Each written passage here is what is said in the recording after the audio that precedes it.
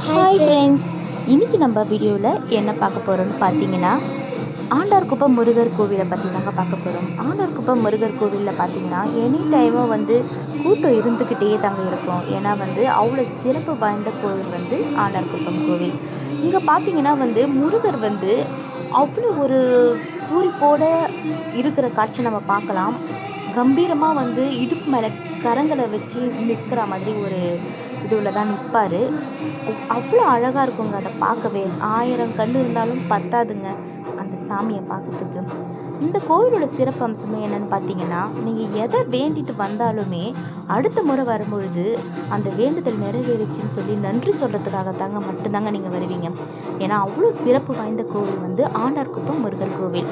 சிறுவாபுரிக்கு முன்னாடியே தோன்றியது தான் ஆண்டார்குப்பம் முருகர் கோவில். இது பழமையான ஒரு கோவிலுங்க. இந்த கோவிலுக்கு வேண்டிட்டு விளக்கேற்றினா எந்த வேண்டுதலாக இருந்தாலும் அது நடக்கும்ன்றது தான் வழிமுறை.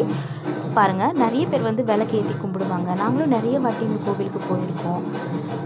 ஓகே ஃப்ரெண்ட்ஸ், உங்களுக்கு இந்த வீடியோ பிடிச்சிருந்தா லைக் பண்ணுங்கள். பாய்.